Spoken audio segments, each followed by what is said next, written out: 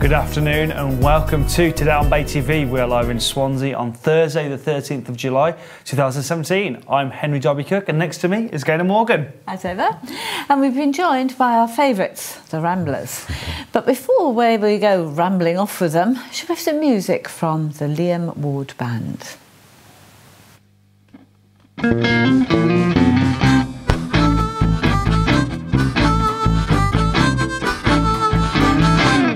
I'm gonna serve you. I'm gonna serve you tat. All day and all night. Well, how about that?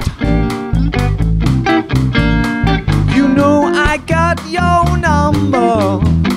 This ship is going under. You can't fight back. Baby, hack, hack, hack. I'm gonna feed you. I'm gonna make you fat. And if it tastes too sweet, I got an app for that. You know I got your number. This ship is going under. You can't fight back. Baby, hack, hack, hack.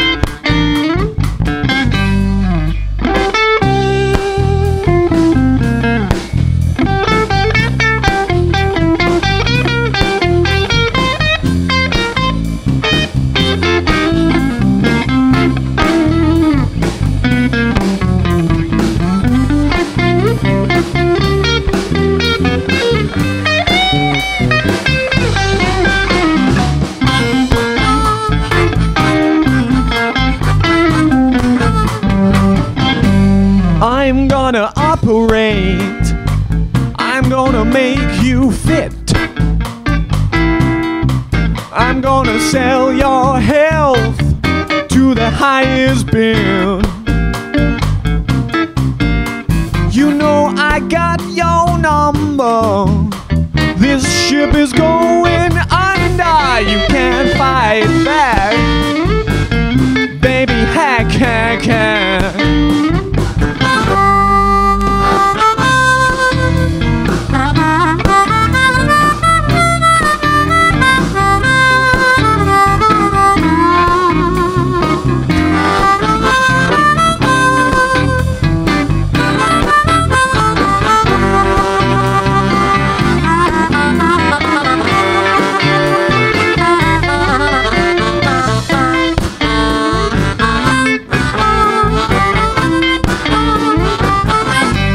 I'm gonna teach you.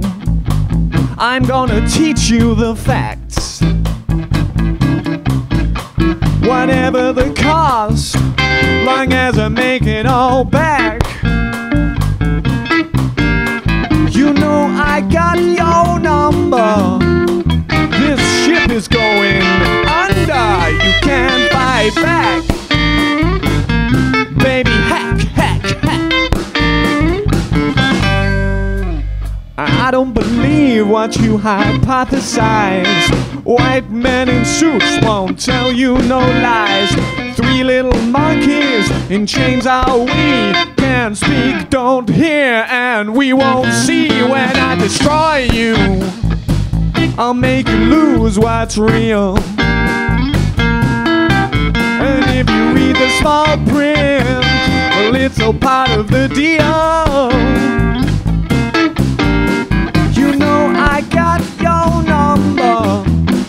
This ship is going under. You can't fight back. Baby, hack, hack, hack.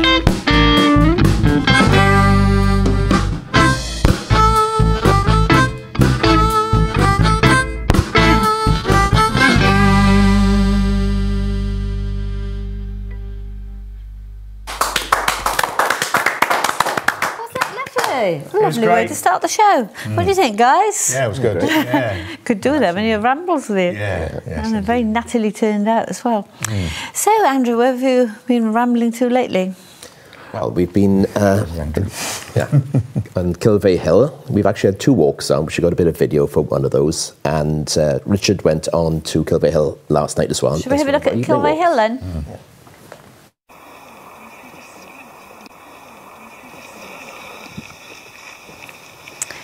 So whereabouts on Kilvey Hill are you there? Oh, look at the view. Looking over the university and the docks. And we're walking up towards the transmitter, which everyone can see when they look up. But very few people actually go up there. But it's such a lovely walk to go up. And the views of Swansea are absolutely magnificent. Really compelling. It's hard to believe that it was so burned off and polluted years ago, It isn't is. it? It is. Yeah. And a lot of work was done by Swansea University in the 60s to put the trees in and get the greenery back. Yeah.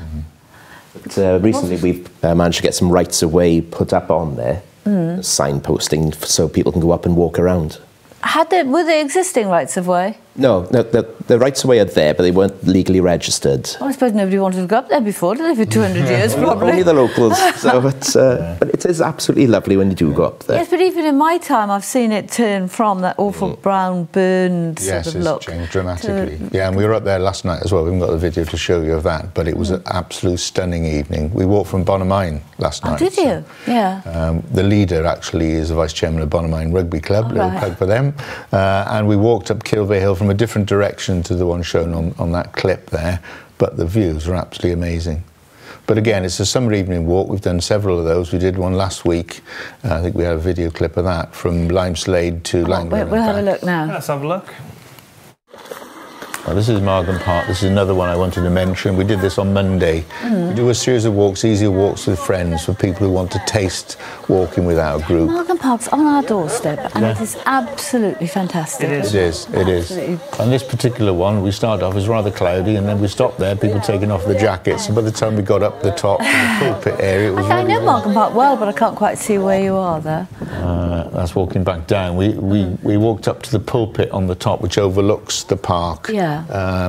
I've got a video of that part, but that's just above where there's sort of Sky 5 blocks Gork in of the trees. background there, I think. And this is the walk we did last Thursday from Limeslade to Langland and back, and that's walking back towards Limeslade. And again, we've been fortunate with the weather. We've had some good evenings for walks and suitable for people who've been in work all day, maybe, as some of the people are all on shift work, and they come and join us. And again, they're shorter, easier walks to try, really. And also, one of the wonderful things about a British summer, if you get a nice weather, are the evenings. Yes, I'm normally in bed by 9:30, but yesterday evening, even up to 10, 10:30 in the evening, we were on the prom in Porthcawl. Right. It's absolutely wonderful, really. Join us at 7 o'clock on next Thursday. Yeah. I'll be walking through Klein Gardens up onto Klein Common and back along the promenade. So now that's another unsung jewel, really, is Klein Again, Gardens. wonderful views across the bay as well. Once you get to the top, lots of people have never seen that either. Of course, it's likened to the Bay of Naples, isn't it? Swansea Bay. Yes. Yes, it is. And on a good day, you know, it's incomparable. The other thing I'd like to mention is we're not just a walking group. We do things where we do work on the footpaths as well. So we have a work party which is shared with the Gowers Society. We're out yesterday. I'll pass on that one. No, carry on.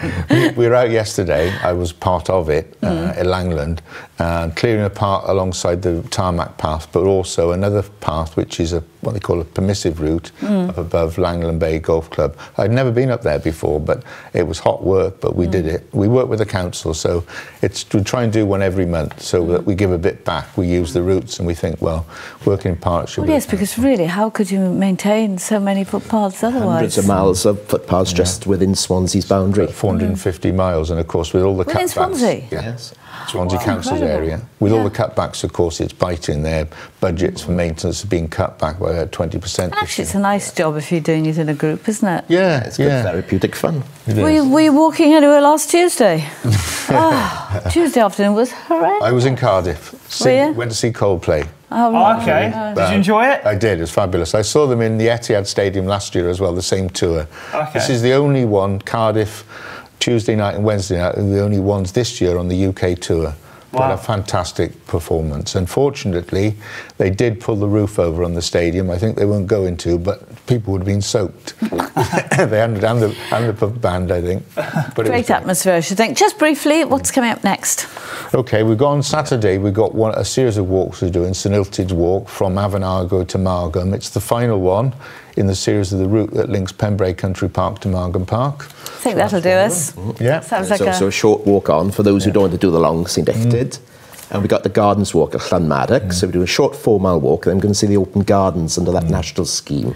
Sounds lovely, doesn't it? It sounds great. Get you up there yet? As always, swansea-ramblers.org.uk is the website. Thank you both. Next, we're inviting Liz Keynes to the sofa and our resident osteopath, Rebecca Wedlake. See you in a minute.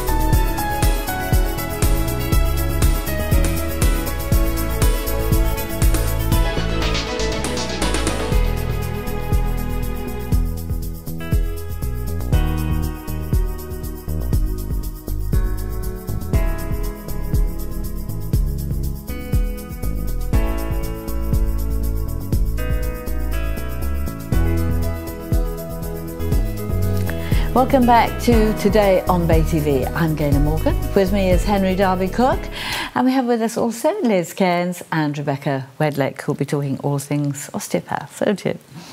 So let's start, Rebecca. What are we talking about today? Today we're actually going to be discussing safety and efficacy within the profession and people's perceptions, really, of osteopathy. Okay. So, that's interesting. So, do you want to kind of give us a bit of a briefing on? What it is. People's perceptions of osteopathics still have quite a long way to go, and what we found is a lot of generalised questions seem to be reoccurring. Yeah. So we thought to have something a little bit different today for the viewers, we'd address questions that we might have previously covered in the past, just so that you could re-emphasise and show that yes, actually it is a safe profession. Yeah. So one of the questions we've been asked is how safe is osteopathic treatment? And actually it's got an extremely safe reputation. You're more likely to have an adverse event happen after taking medication than having osteopathic treatment. I mean, I've got something here from the Institute of Osteopathy. I'm not sure if you'll be able to see it. And it's an actual poster saying, you're in good hands. And basically it takes 4 years for our training, a minimum of 4 years. We've got to complete over 1,000 hours of clinical practice within that. We have to do continuing professional development. So every year we have to, as part of our general registration with the GIOSC, we have to do points for continuing professional development. We have to prove that we have standards of practice, and it's just it shows the public that they can have confidence in what we are able to do. I suppose the difficulty is that people just don't really understand what it's about. You know what, that's actually a really valid point, because they might not quite yet be at a point of, we are a bit more of a newer profession than some other professions out there. So it is about giving you the opportunities to see that, yes, actually we are safe. And to understand the effectiveness of actual treatments that you can give. That's where it comes in. And I mean, a lot of osteopaths will actually ask their patients, they'll get them to do things like questionnaires, which are then fed back to a national database. So for example, now we know that 89% of people will show improvements in their symptoms after their first appointment. Gosh. And after 6 weeks, further 93% are continuing to show improvements. But improvements to what? I always thought it was just about your backs. See, that's really good for you to ask that, because a lot of people do think that all we can treat all the evidence is low back pain, and it's actually not the case. We have the Advertising Standards Authority and the Committee of Advertising Practice, and they set out what you are allowed to say on media and what you can claim you can treat, and you've got to have the efficacy behind it. You've got to have the evidence. And it's actually not just low backs. It is things like your arthritic pain, sciatica, your mild sports injuries, things like frozen shoulder if it's arising secondary to another condition, headaches, migraine prevention. But it's about getting that knowledge out there. So when someone has a look at a poster or looks at the TV and sees that we are saying that we can treat that, we are allowed to treat that, because the evidence is there for us to be able to actually say. Well, so I guess the next question would be kind of how you're guided in a professional practice, I guess. That's where the Institute of Osteopathy and the General Osteopathic Council come in, because obviously we have to be regulated. When you qualify, but the point to getting to graduate is a 4-year full-time programme. When you qualify, you have to do your continuing professional education. We have to show the standards of practice. We have to show the fitness of practice. And every year we have to re-register. Now, in addition to that, we've got the Institute of Osteopathy, and they will give us a lot of information. They do a lot of things through patient testimonials and surveys and expectations, and helping us to, let patients know what we are capable of doing, but guiding us really efficiently, really positively for the general public. And it's an absolutely amazing thing. I think over 80% of people, osteopaths, are now part of the Institute of Osteopathy, and it's so well worth it, because they give us all the tools and they really help us to get our name and our word out there, definitely. So I guess, go on. No, I was just going to say, with time, things everything moves forward continuously. So you have to keep up basically on top of your game, I assume. And that's why we don't just graduate and that's the end of it. Every year we're doing continual professional development points. So I've done 4 levels with kinesiotaping, I've done dry needling, I'm starting postgraduate studies with people over the age of 65 in September. You know, you keep doing these things, you revisit, and the things that you've already trained in, we go back and revisit those. You should see the library books that I have, and you know, the things we do, and you look at your patient cases after the fact, and you know, you move forward with those and take things. It's all about learning continuously. Well, talking about patience, I think Andy Murray went crashing out of Wimbledon yesterday. Oh, I know. And he's blamed his injury, hasn't he? He has his hip. He needed you, Rebecca. That's what I was going to say. Yes. Maybe he did. You know, it all depends on what was. That's the thing with an osteopath. When you come to see me, what is causing the hip problem? Is it something genetic? Is it something repetitive? Is it because of his sports, because of what he does? Are there other things going on? Is it a referral from somewhere else? And as an osteopath, you know, you sit and you say, oh, you know, I know he's a tennis player, but I will not just assume it's because of the tennis. So you look at the wider picture, and it is really, really interesting. Yes, it's always individual patient then. There's no cookie cutter for everybody. Everybody's completely individual. Yeah. Well, so interesting. Yeah, well, we spoke about Andy Murray. He obviously was in the papers, in the front of the papers. He was in the front of the Sun.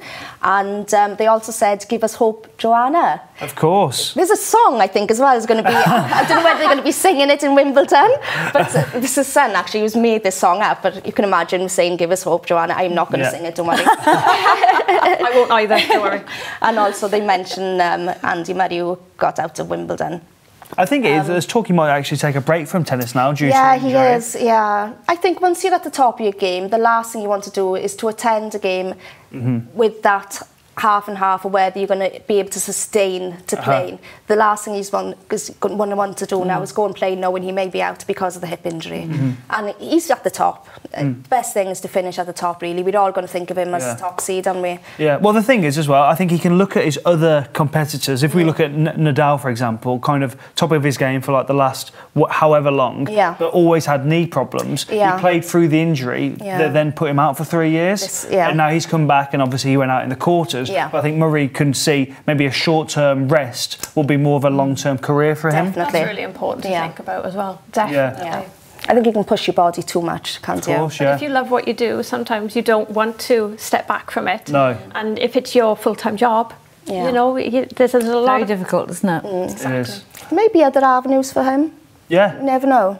You may see him on the, I don't know, journalist part side. He may be on the other side of the telly. You never know. Boring for that. I didn't say that. Neither did I. But hopefully 3 o'clock. Yeah. Joanna, we're all saying good luck to her anyway. And Definitely. you never know. Andy Murray has said she has a fantastic chance of becoming the first Brit woman in the singles final since 1977. So we'll all have to wait and see. Hopefully we'll be covering that tomorrow, saying Definitely. she is through. There you go. Yeah, definitely. What else are the world talking about, Liz? We also have, in the Eye and the Metro, pensions victory for gay couples.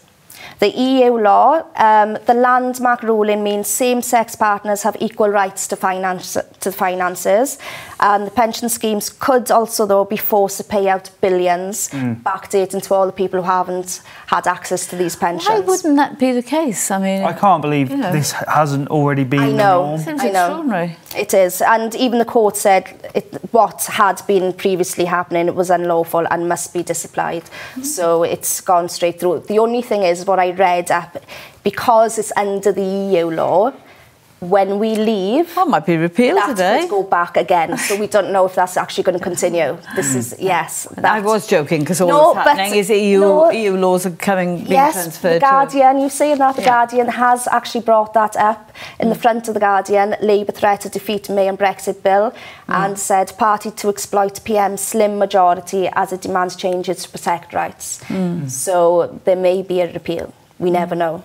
We don't know. We'll have to just wait and see, won't we? Interesting times, as they say. It is, definitely. What else have we got? Well, we sticking to Theresa May quickly. The BBC Online was breaking news. A year today, which we were going to bring up on this day, Theresa May was elected into as Prime Minister. As we all know, 8th of June, snap general election was held. Theresa May then lost majority vote. But it has been said now and revealed that in a Radio 5 interview that Theresa May did actually shed a tear on hearing the news that she'd lost the majority vote.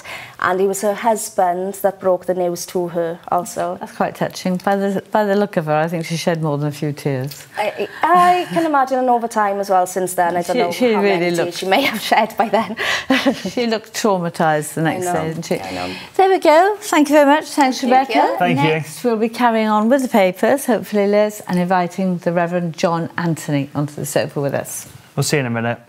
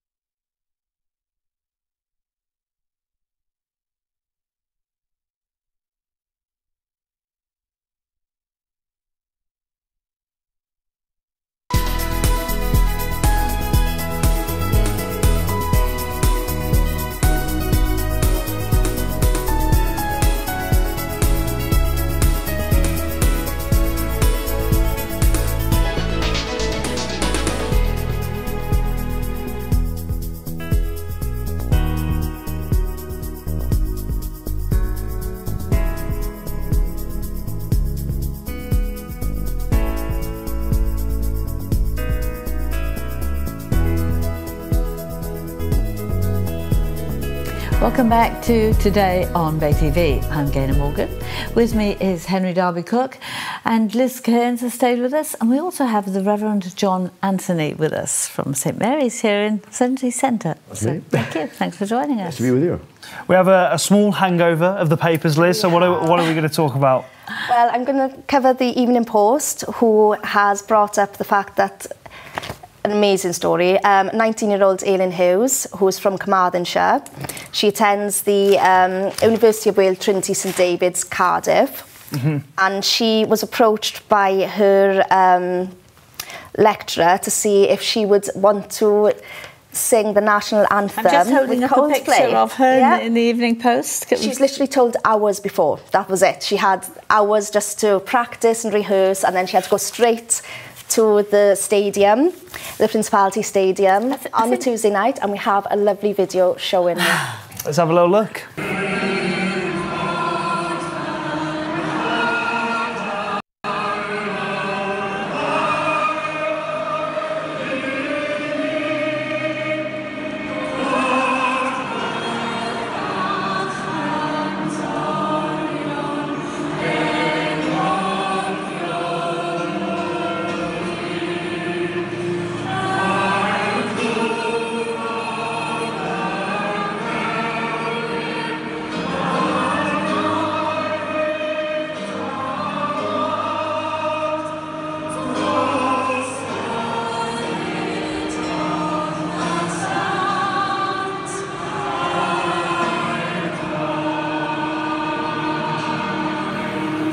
Wow. Oh, makes you shivers there. Really emotional. Yeah. Can you imagine how she felt when she was picked out? 60,000 crowd that was. So what's the backstory? How did it happen? I think Coldplay had approached the university, obviously because they were based in Cardiff and the Principality. So they'd approached them and said, do you think anybody would be willing to come on stage to sing? And then because she was in that area, drama and performing arts, her lecturer, like I said, had asked her would she like to do it. She'd already done previous things, and obviously jumped to the chance. Wow. And it took it from there on the Tuesday night and the Wednesday night. Can you imagine a young girl from Llanfair? Really great. Yeah. Reverend John Anthony. Amazing experience, isn't it? Yes, you're well versed, aren't you, in music and drama? And I think your son's a singer. I suppose, yes. We came to St Mary's really. Oh gosh, how long ago? It was a long time ago now. That must have been almost 19 years ago. We came originally because our son was of the age when he could sing, you know, and we wanted to find somewhere where he could sing. And being used to church music ourselves, we tried to find somewhere, and we searched and searched. Cathedrals. We came to Swansea, we looked in various places, and we found St Mary's. It was wonderful. So you can well imagine how that young girl felt. Oh, exactly, yeah. Oh, very much so. And, you know, music is such an important thing, really, in the world, isn't it? It's a leveler for everybody, really. An old friend of ours, Sid Kidwell, who died about a year ago, great person, Swansea person, he was saying how he had sung in so many choirs throughout his life, and he felt that this was a leveler. Everybody could do it, you know. It's an amazing experience to sing in a choir. Drifted away from papers a bit there. No, was there anything else you wanted to mention? That was it. I thought I'd leave it on such a lovely high note. Well, we hear a bit more from the Reverend John. Yeah, definitely. Fascinating stories. Right. I was going to say, you mentioned music and that, but you also have a side of drama as well, haven't you? We've actually worked together, which we found out earlier. I know, I found out that. No, we didn't even realise. Yeah. What were you working on? The Catherine Jenkins, Yeah, Christmas, Friends, yes. Christmas thing. Catherine Jenkins and Friends. Catherine Jenkins, we were her friends. Oh, right. so was that as extras? Or? Yes, we were her She's friends. not really her friends. No, we were holding her glass of wine. We were. It wasn't wine, I must say. It was not wine either, no, I know. Sure, it was, sorry, I shouldn't say that. You handle wine every Sunday. But yeah, it was quite, we had to look very happy as we were waving goodbye, didn't we? And 20 times.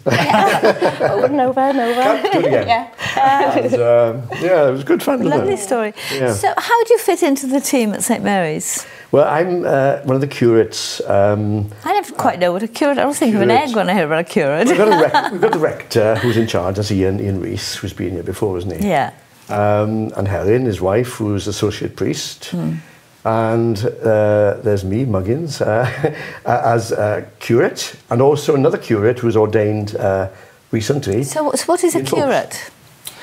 Curate is really an assistant to the rector. When the rector becomes a rector, he's given the cure of souls. In other words, cure, caring for everybody. So you were assisting in that, assistant curate.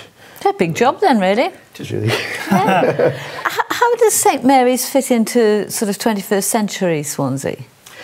Well, it's an interesting thing you mentioned that, because, of course, St Mary's was bombed in the war, and it was completely destroyed, well, almost completely destroyed. And it was in 1959 when they reopened the church. It was quite an amazing scene. I've seen pictures of it. Great processions through the street with the then bishop and all the dignitaries. You know, it was a different world, really. And the Queen Mother, she was there for the initial unveiling of the stone and all the rest of it. No, it was a tremendous time. But St Mary, since then, it's what's happened. It's continued really in sort of same sort of vein. It's got an identity. It's got an identity problem, I think, because it's a big church in the centre of the city, and people come along and they say, "Ooh, that's a cathedral." It's not actually a cathedral. It's a collegiate church. What's that? Good question. Okay, we'll move on. There's an answer to that. A collegiate church is where you have a college of chaplains who go out into the city doing various aspects of being chaplains, hospital chaplains. Oh, that's very important in that context, isn't it? Because that's really what I meant. That's what a collegiate thing is. How does the church reach out to really... There are quite a few sort of dispossessed people, if that's not too strong a term, in Swansea. Yeah, we get an awful lot of homeless people who come around St Mary's, and people who are just searching for somebody to talk to, really. And I think it's very important that we're open every day and somebody's there to meet them. I mean, yesterday I was actually in church and I wanted to go out and visit somebody, but it so happened that somebody wanted to speak to me. I was there for over an hour, really. And, you've got to be available, really. So in that sense, would you say that the church is still the hub of a city and the hub of Swansea? In a way, although I suppose Christianity isn't perhaps as prominent as it was, but being at the heart of the city, and of course it's a civic church as well, where many civic events happen. It does have a very important role to play. You know, we house so many things, concerts and so on. It does have an important role in that sense. And of course it's a wonderfully soothing building to go into, and the stained glass windows and everything. It is. It's beautiful. I remember when we lived in Skewin many years ago, well, 20 years ago, and that's a lot. And we came into Swansea. We always regarded it as an amazing place. We thought of it as a cathedral, and it was very much the focal point of this area. And yes, it is a beautiful building. As I look at it now, I'm so lucky to be there. It's a beautiful building. There's wonderful music, fantastic organist, and the choir, absolutely brilliant. I think the choirs are an important part of it. Don't you have visiting choirs or something there? Yes, well, St Mary's Choir is taking its holiday after this Sunday. They work very hard. William Reynolds, the director of music, he takes all the choir practices and everything and sorts the choirs out. But in the summertime they have a break, and this year, the first time for a long time, I've managed to arrange for 3 visiting choirs to come during the month of August from various places, including former choristers of St David's Cathedral in Pembrokeshire. Oh, lovely. So it'd be nice. Well, of course, you've got a link there, isn't your son a chorister? Oh, indeed. It's not what you know, is it? It's who you know. Absolutely. This is Wales. Yes. Our son lives in St David's, and he was a choral scholar there 5 years ago, I think. Went to Portsmouth Cathedral, then he came back to be a lay clerk, singing as permanently as a member of the men in the cathedral choir. I think that's what we don't always realise, is the role these cathedrals, great churches, play in developing young people. Oh, it does. It's an amazing discipline, you know.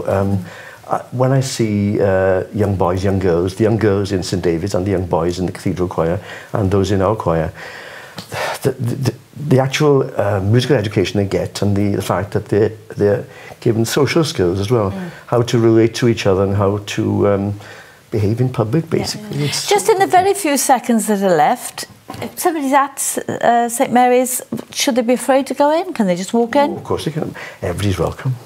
The door is open. I'll smile at you for that. What better?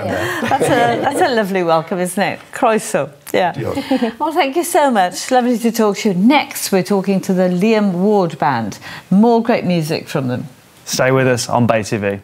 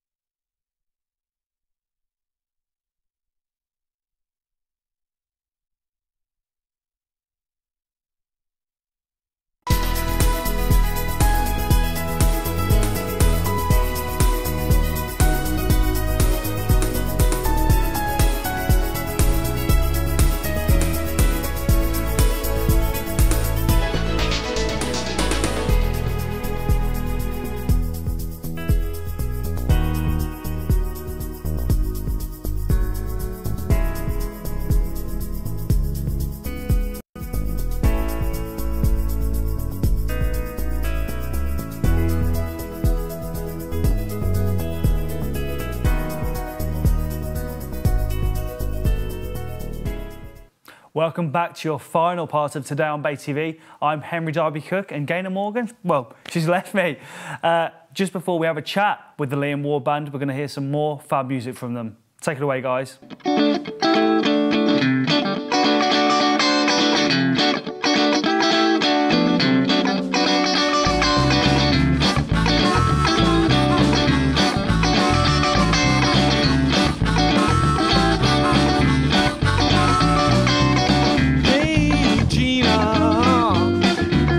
Take away that frown. You're so gracious, even when we're down. I can't bear to think no longer what it's like to be alone. I've half a mind to kiss you and half a mind to cry. There's nowhere else to take you, so I'll take you inside. I wanna take the chance to thank you for lighting up my life. I can feel it going low down. Do you feel it too?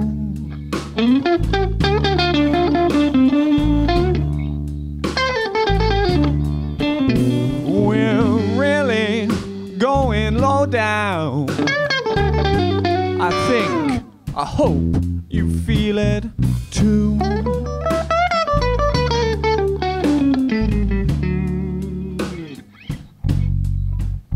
Do you know my inspiration?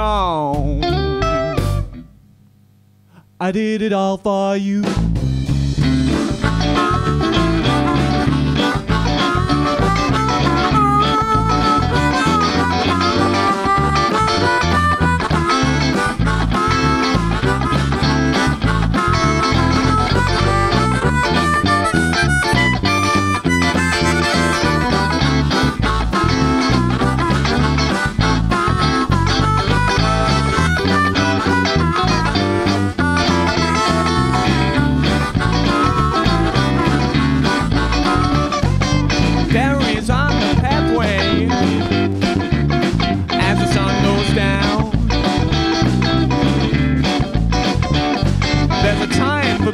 Sober, and a time to be a clown.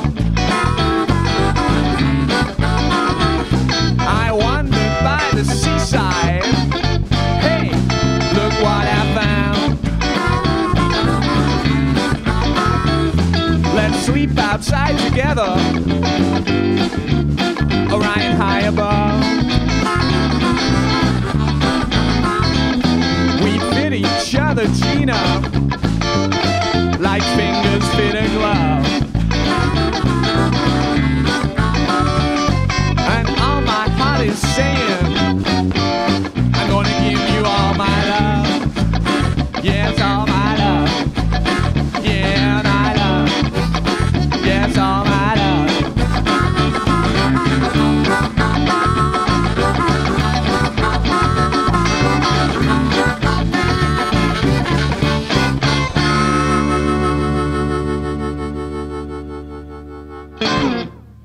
And we have now been joined by the Liam Ward Band. How's it going, guys? Awesome. Well, Liam, we recognise you obviously from the Rumble Strutters, but would you like to introduce the rest of the band today? Oh, yeah, if I can remember. So we've got Matt on guitar, Martin on bass, and Gaz on drums. Awesome. So, obviously, do you want to... We'll start with, actually, what the Liam Ward Band is and how it differs, I guess, to the Rumble Strutters and what we kind of recognise you from before. Yeah, so the Rumble Strutters stuff is more acoustic, okay. 1920s blues and jug band music, whereas with us, the idea actually when we started was to be a Chicago blues band, Chicago rhythm and blues, kind of 50s, 60s style. And we do a bit of that, but we've also ended up writing a lot of our own songs, which are, some of those we'll be performing today. And I'm not sure how we'd class it now. It's just bluesy, but it's our own music. Yeah, yeah. It's kind of funky as well. I mean, you're kind of a funky drummer, aren't you, guys? Yeah, so like it's kind of quite a lot of funk in there. And you've played kind of jazz stuff in the past, haven't swing. you? A lot of swing influence is what I do. Awesome. Martin will play anything we tell him. Squeeze. Yeah. So how, as a group, how do you find the creative process then of writing and creating together? Easy and fun. Yeah. Yeah? Yeah, it's great working with these guys. It just kind of pours, really, doesn't it? Ideas, grooves. You know, I'm obviously taking original music out into pubs. Yeah. You know, it's a bit more challenging, but it seems to work because it morphs well with the covers that we do, the sort of traditional blues numbers. Yeah, it's just, you know, it just falls into place. The chemistry is right. It takes effort, takes, you know, a bit of time and organising. But brilliant, yeah. Awesome. Well, let's talk about kind of the summer ahead of us. I know we're deep into it, but kind of where can people see you? We've got quite a busy August especially. We've got a gig down in Narberth as part of Civic Week, the end of July, 27th, Thursday the 27th of July at the Farmers Arms. And then, as I say, August is quite busy. We are up in Mould for North Wales Soul and Blues Festival on the 5th of August, if I remember that right, Friday the 5th, and Saturday the 5th, in fact. And then Sunday the 6th, we're at Taste Brasserie in Port Talbot. And we've got various other things around South Wales as well. Best thing is to check out the website, which is just Liam Ward Blues no, it isn't actually. It's liamwardband.com. And I've got all the list of dates on there because my memory's rubbish. Perfect. So, obviously, we've just seen one of your live performances. How would that differ for a live show if someone were coming to watch you, or is that kind of how it would be? We always say when we're rehearsing, don't we, that things are always different live, and I like to think that we're building up a real kind of good feel with our live show, and sometimes things just take off and they're different every time. That's awesome. And what kind of feedback do you get from your audiences then? Well, people dance to stuff that they've never heard before. And that's great, isn't it? Yeah, I mean, it's lovely. You get people, you see them dancing, you also see them singing along sometimes, and we haven't told them the words, but hopefully, touch wood, we've written a song that's sort of catchy enough that people will dance along and sing along, and that there's nothing more fulfilling than that. Well, that's great. Well, thank you all for joining me today, and I think we're going to play the show out with some more music from yourselves. Thank you. Cheers. Cool. Thank you to all our guests today and to all our viewers for watching us. Today's film is 2000 Women. It's going to be a good one, and with that we have some more great music from the Liam Ward Band. Take it away, guys.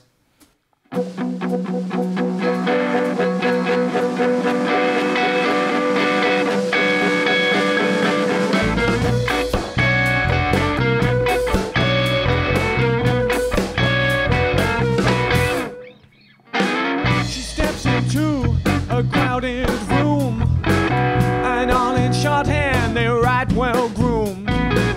Recall this lady's a minister. Ow, it feels so sinister, that same old line. Say you don't mind, it's the insidious kind.